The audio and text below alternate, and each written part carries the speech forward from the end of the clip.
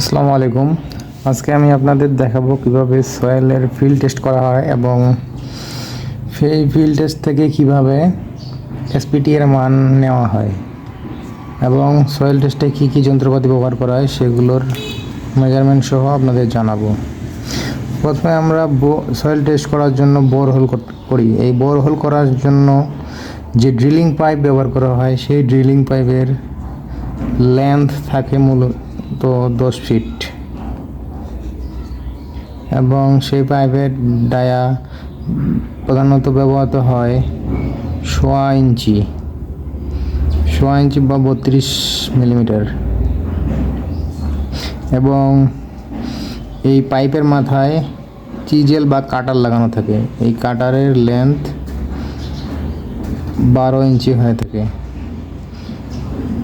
এখন আমরা আসি ড্রিল করার পদ্ধতিতে। প্রথমে বোরহোল করার জন্য আমরা এই পাইপটি প্রবেশ করাবো মাটিতে এবং প্রতি 5 ফিট প্রবেশ করার পর আমরা এসপিটি এর ভ্যালু কাউন্ট করব। কারণ কীভাবে এসপিটি এর ভ্যালুটা কাউন্ট করব সেটা আপনাদের দেখাই। এই ড্রিলিং পাইপ 5 ফিট প্রবেশ করানোর পর আমরা পাইপটি আবার তুলে ফেলে এই পাইপের মাথায় এই স্যাম্পলার লাগিয়ে নিব। এই স্যাম্পলারের দৈর্ঘ্য হচ্ছে 18 ইঞ্চি। এই স্যাম্পলার লাগিয়ে এই পাইপটি মাটিতে প্রবেশ করানোর পর পাইপের উপরে আমরা দাগ দিব 3টা ভাগে 6 ইঞ্চি 6 ইঞ্চি 6 ইঞ্চি, এই 3 ভাগে ভাগ করে নেব। এখন আমরা পাইপের মাথায় হ্যামারিং দণ্ডটি লাগিয়ে নিব এবং এই হ্যামারের ওজন হচ্ছে 63.5 কেজি। এই হ্যামারটি আমরা 30 ইঞ্চি উচ্চতা থেকে আঘাত করব। এভাবে আমরা প্রথম 6 ইঞ্চি প্রবেশ করার জন্য মানটি কাউন্ট করব না। পরবর্তীতে যে 12 ইঞ্চি আছে এই 12 ইঞ্চি প্রবেশ করার জন্য আঘাত সংখ্যাটি আমরা এসপিটি হিসেবে কাউন্ট করব।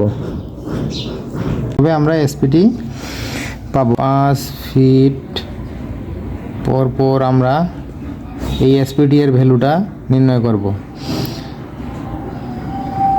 তারপর এসপিটি এর মান যখন 50 আসবে, এই 50 আসার পর আমরা এরপরও আবার 10 ফিট যাব।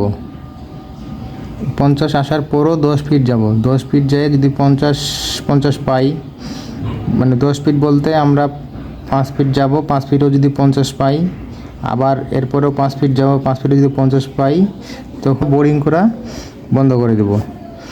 তাহলে আমরা শেষের 3টা মান এসপিটি 50 50 50 নিয়ে বোরিং করা বন্ধ করে দেব। এখন আমি আপনাদের দেখাবো যে কিভাবে এই স্যাম্পলার থেকে আমরা সয়েলটি কালেক্ট করব। এই স্যাম্পলারের সর্বনিম্ন মাথায় যে 6 ইঞ্চিতে যে মাটিটি থাকবে, স্যাম্পলারটি তোলার পর, মানে এই পাইপটি তোলার পর এই স্যাম্পলারের মাথায় সব শেষে এই 6 ইঞ্চিতে যে মাটিটুকু থাকবে এই মাটিটুকু আমরা সংগ্রহ করে সংগ্রহ করে প্যাকেটিং করে রাখবো পরবর্তীতে ল্যাব টেস্টে পাঠানোর জন্য। আর কোনো ভুলভ্রান্তি হলে আমাকে আপনারা সেটা ধরিয়ে দিতে পারেন, আমি পরবর্তীতে কারেকশন করে নিব। এটা তো মূলত দেখাইলাম আমি আপনাদের খাতা কলমে, এবং প্র্যাকটিক্যালি দেখালে বেশি ভালো হতো।